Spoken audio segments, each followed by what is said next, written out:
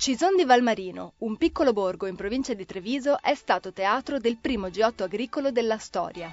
3 giorni di intenso lavoro all'interno del Castelbrando, nobile e austero maniero racchiuso nel bosco e circondato da mura e bastioni medievali.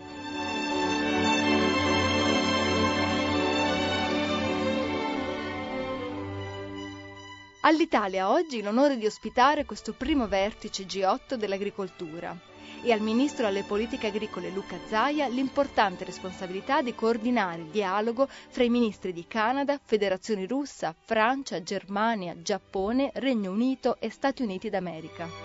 Parola d'ordine: stare al passo col mercato globale e contemporaneamente preservare le singole identità produttive e dunque le economie locali.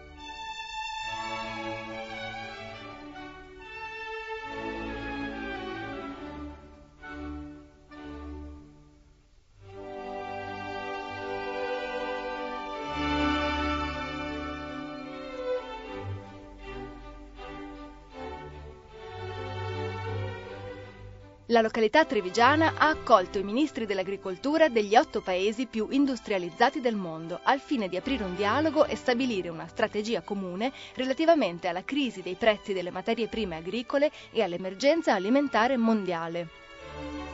Urgenza quest'ultima strettamente legata alla necessità di far fronte ai cambiamenti climatici tramite l'utilizzo delle bioenergie. Abbiamo parlato di cambiamenti climatici, abbiamo parlato di fame nel mondo, abbiamo parlato di bioenergie e di organizzazioni internazionali. Innanzitutto la necessità di far fronte ai cambiamenti climatici che creano non solo problemi all'agricoltore che direttamente va a coltivare i propri campi, ma creano movimenti migratori, creano problemi di fame nel mondo, creano di tutto.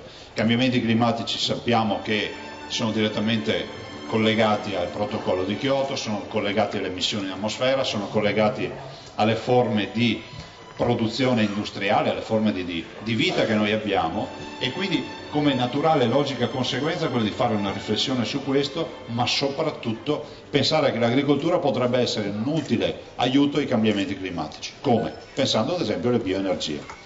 Pensare di produrre energia pulita significherebbe avere meno emissioni in atmosfera, significherebbe avere più sequestro di CO2.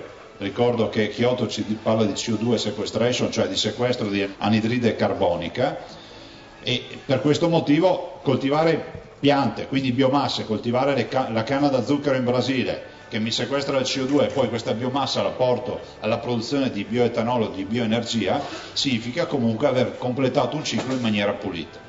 Dall'altro però emerge anche come filo comune una riflessione che va fatta fino in fondo del conflitto tra il combustibile e il commestibile. Perché se parliamo di energia pulita dall'agricoltura, ovvero questa nuova rivoluzione energetica che potrebbe venire dai campi, parliamo anche però della necessità di far fronte a quello che ci dice la FAO, che per sfamare i 6 miliardi di cittadini del mondo bisognerebbe raddoppiare la produzione agricola. Quindi la necessità di produrre bioenergie da biomasse senza sottrarre spazi agricoli o cibo all'alimentazione umana.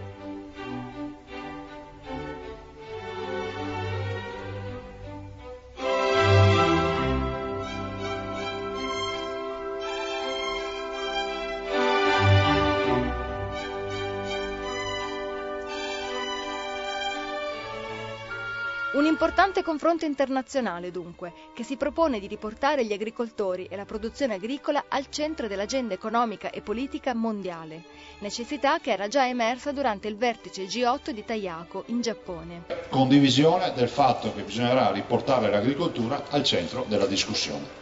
Cioè l'agricoltura attore principale del grande film della vita, nel senso che, detto un po' stressando il concetto, ma comunque non è il premio di consolazione delle amministrazioni, come io spesso dico. Io vengo da questo, nel senso che ho iniziato da assessore provinciale 15 anni fa, ma la volontà di dire che l'agricoltura rappresenta il motore per un'economia trainante.